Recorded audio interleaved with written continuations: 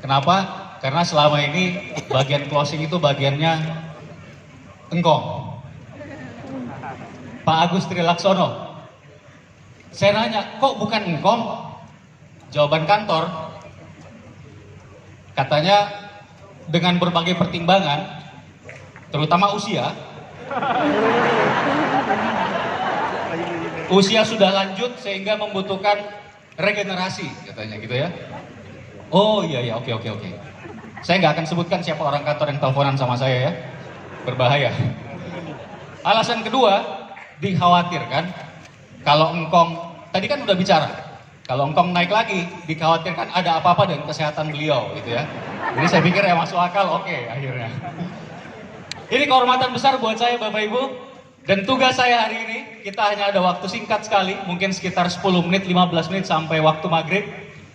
Tapi insya Allah, tugas saya adalah bagaimana menyempurnakan acara hari ini, sehingga hari ini benar-benar bisa menjadi momentum buat Anda 1 tahun, 2 tahun, 3 tahun ke depan.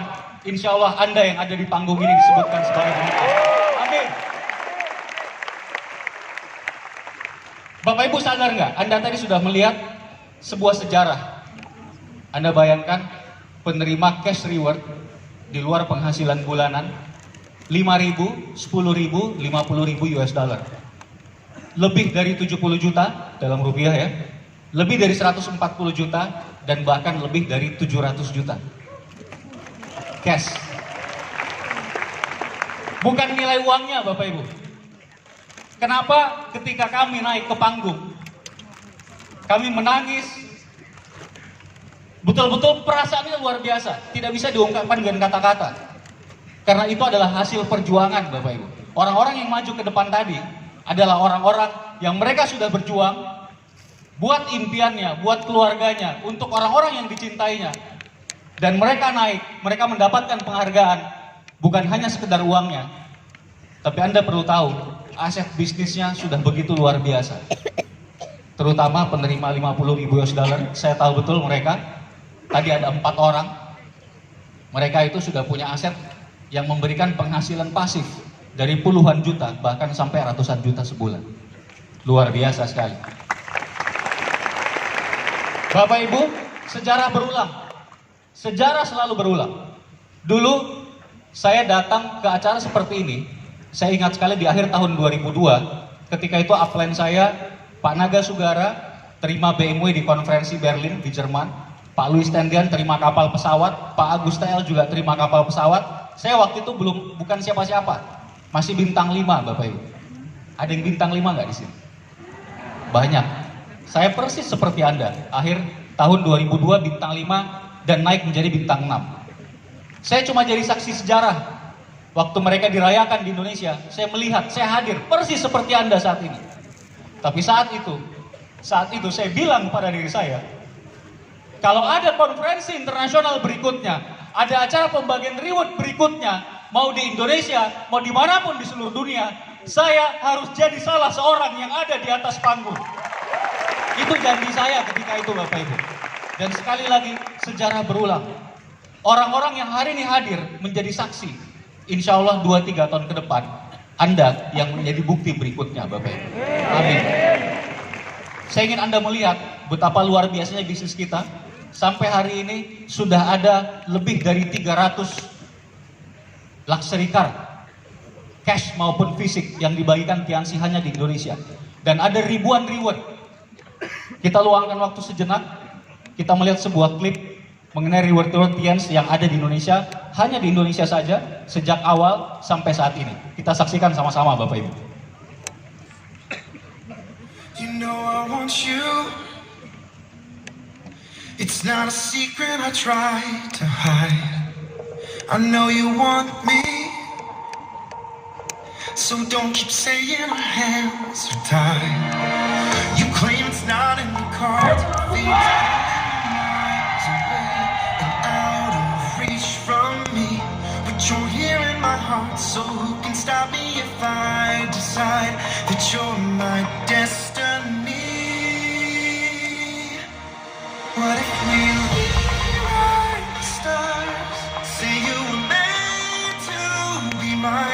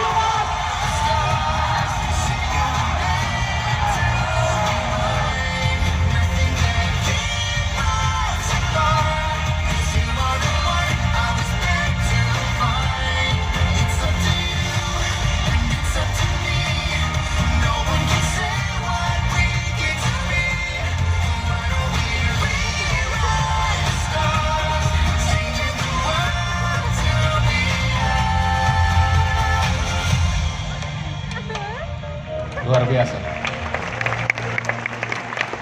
Tahun 2002 akhir, saya melihat para upline saya menerima reward. Tahun 2005 awal Januari, saya terima reward BMW saya, fisik mobil BMW. 2006 saya terima cash reward kapal pesiar. 2007 cash reward pesawat. 2008 cash reward villa. Sejarah berulang. Dan sampai hari ini, kalau Bapak Ibu tadi melihat angka-angka itu, ada sekitar hampir 10.000 orang penerima reward TIENS hanya di Indonesia saja sampai hari ini. Luar biasa. Saya punya satu pertanyaan buat Bapak Ibu, teman-teman semua.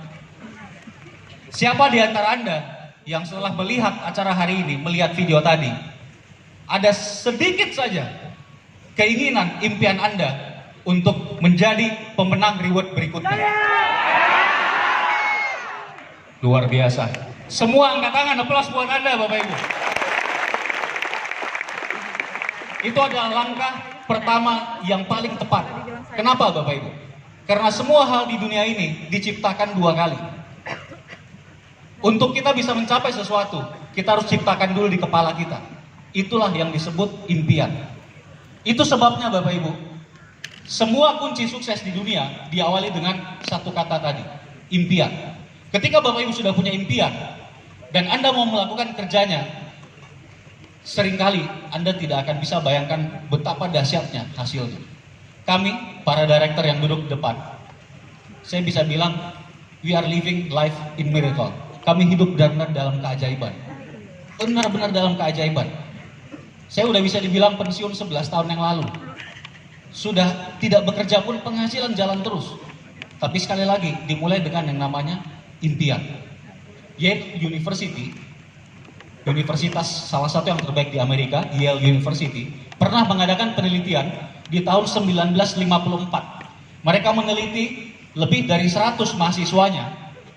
Siapa di antara para mahasiswa yang sudah punya impian yang jelas untuk masa depannya? Ternyata hasil penelitian menunjukkan bahwa hanya ada 3% orang yang sudah tahu apa impiannya setelah lulus dari kampus. 5 tahun ke depan, 10 tahun ke depan, dan mereka menuliskannya hanya 3%. Dan 97%-nya mereka belum tahu Bapak Ibu. Tahun 1954. Dan luar biasanya di tahun 1974, 20 tahun setelahnya, orang-orang yang sama diteliti kembali, hasilnya seperti apa? Orang-orang yang 3%, yang mereka punya impian yang jelas, yang mereka menuliskan impiannya, orang-orang yang 3% adalah orang-orang yang paling sukses dan orang-orang yang paling kaya dari teman-teman mereka yang lain. Bahkan yang 97% digabungkan kekayaannya tidak bisa mengalahkan kekayaan yang 3%. Tahun 1974. Dan di tahun 1976, ketika dikeluarkan daftar orang terkaya Amerika, Anda tahu 3% lulusan Yale dari tahun 1954 itu, di tahun 1976 mereka ada di 100 daftar orang terkaya Amerika Serikat. Luar biasa, kekuatan impian. Hari ini saya ingin beritahu kepada Bapak Ibu, impian itu gratis, tidak perlu bayar. Apapun impian Anda bisa meraihnya. Anda bisa sampai ke sana. Yang penting Anda mau memikirkannya Bapak Ibu. Impian itu butuh perjuangan, betul. Mungkin beberapa dari Anda sudah bosan. Ngapain ngimpi tinggi-tinggi, paling juga nggak nyampe, paling juga nanti begini-begini lagi.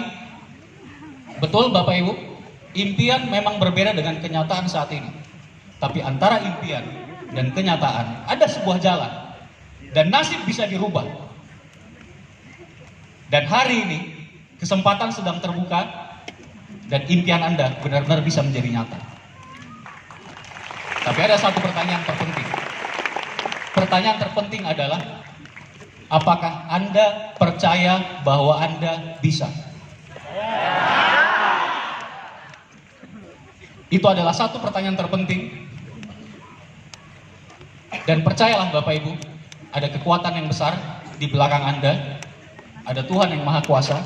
Ketika Bapak Ibu punya impian dan Anda mau berjuang untuk orang-orang yang Anda cintai, jalannya insya Allah akan dibuka lebar. Betapa mudahnya buat Tuhan kita, buat Allah. Saya Muslim, kalau dalam ajaran Islam, Nyata sekali bahwa gampang sekali. Anda cuma mau menjadi penerima reward, punya penghasilan pasif, membahagiakan keluarga Anda, orang tua Anda, anak Anda. Buat Allah gampang sekali. Hanya bilang kun fayakun.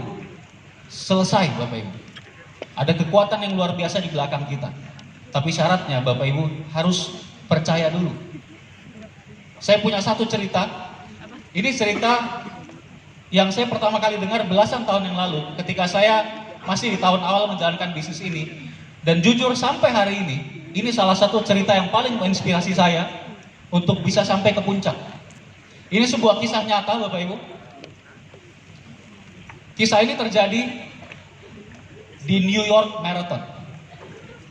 Lomba lari maraton di kota New York tahun 1986. Ketika itu, ada 3 orang pelari yang disorot oleh publik. Yang pertama bernama Gianni Poli. Beliau seorang pelari berkebangsaan Itali dan beliau menyelesaikan maraton New York Marathon dalam waktu hanya 2 jam lebih beberapa belas menit dan beliau keluar sebagai juara pertama. Orang yang kedua bernama Eric Shore. Eric Shore adalah seorang penderita penyakit polio. Sejenis penyakit polio yang kalau kita hanya menggerakkan badan sedikit saja, rasanya sakit luar biasa. Tapi hebatnya, Eric Shore bisa menyelesaikan New York Marathon dalam waktu 12 jam lamanya. Anda bayangkan. Tapi ada orang ketiga. Yang 2 orang tadi, inspirasi yang luar biasa. Tapi buat saya, orang ketiga ini adalah inspirator yang benar-benar luar biasa sekali. Namanya adalah Bob Willen. Bob Willen adalah seorang veteran perang Vietnam. Di tahun 1969, Bob Willen menginjak sebuah ranjau di Vietnam dan ranjau itu meledak, menghancurkan setengah bagian bawah tubuhnya. Hancur.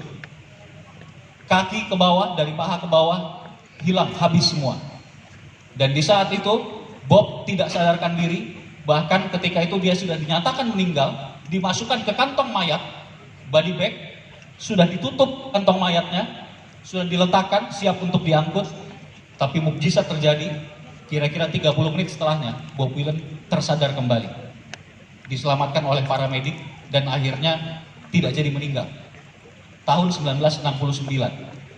17 tahun kemudian, di tahun 1980, dia adalah salah satu peserta New York Marathon. Anda bayangkan Bapak Ibu, maraton, lomba lari sejauh 42 km, dan dia tidak punya kaki. Maraton 42 km dan dia tidak punya kaki.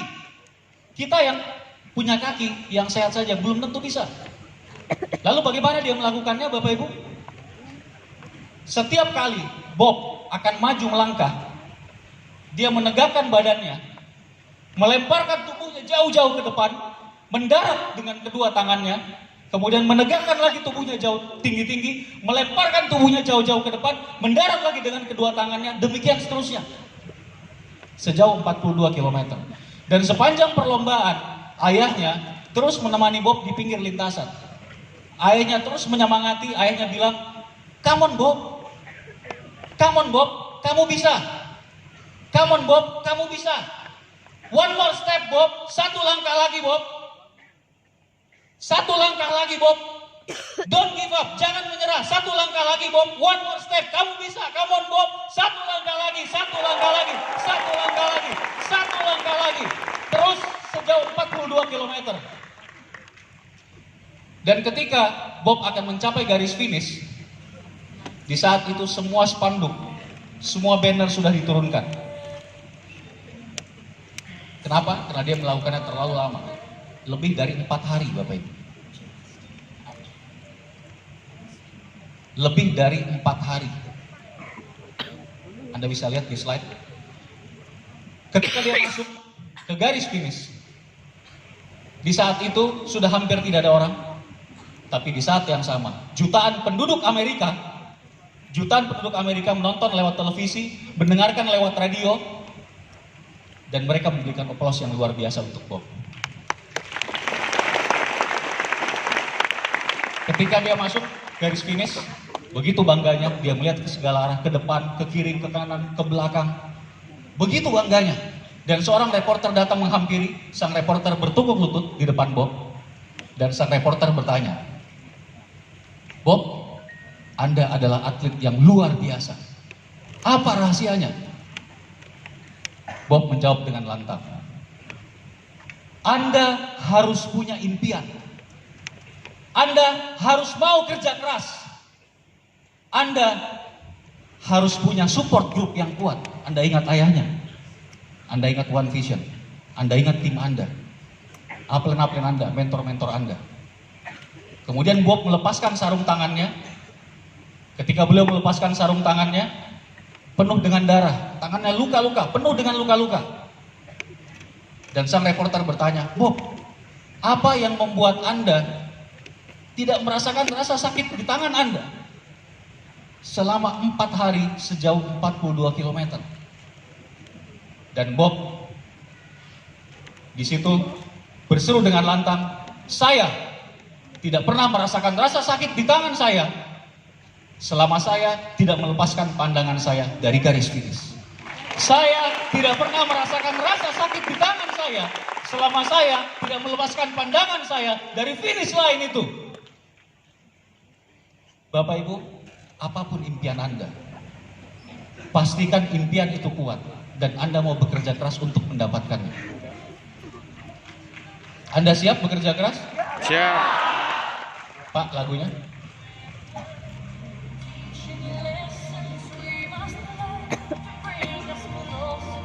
Kalau Anda siap kerja keras Bapak Ibu, hari ini jadikan momentum besar buat Anda. Saya percaya sekali bahwa banyak dari Anda yang akan bisa meraih impian Anda ke depan, asal dengan syarat Anda tahu jawaban dari satu pertanyaan tadi. Apakah Anda percaya bahwa Anda bisa? Saya percaya bahwa Anda bisa. Kalau Pak Luis Tendea, Pak Agus TL, Pak Rudi Muhammad Nur, Pak Naga Sugara, Pak Haji Agus, Pak Handri Wiguna, Pak Susanto bisa menjadi direktur, saya percaya Anda juga bisa menjadi direktur. Kalau para leader di depan, mereka bisa menjadi diamond, saya percaya Anda juga bisa menjadi diamond. Kami sangat percaya Anda bisa sampai ke sana Bapak Ibu. Tapi sekali lagi, apa yang Anda percaya? Saya ingin tanya ke Anda Bapak Ibu, tidak usah lihat kanan kiri Anda. Siapa di antara Anda yang percaya bahwa Anda bisa? Angkat tangan Anda. Tidak usah lihat kanan kiri. Bagi Anda yang percaya bahwa Anda bisa, angkat tangan Anda dan katakan, "Saya pasti bisa. Insya Allah saya pasti bisa." Apakah Anda percaya Bapak Ibu? Apakah Anda percaya? Saya pasti bisa. Kalau Anda percaya Bapak Ibu, semua cerita kami tadi, semua yang sudah kami alami, itu akan menjadi masa depan Anda. 5 tahun ke depan, Anda akan keliling dunia. Anda bisa bayar utang keluarga Anda semuanya. 2 tahun ke depan, 3 tahun ke depan, Anda ada di panggung internasional. Seluruh dunia melihat Anda. Di situ, Anda menjadi salah satu pemenang reward. Tapi sekali lagi Bapak Ibu, Anda harus tahu jawaban dari satu pertanyaan. Apakah Anda percaya?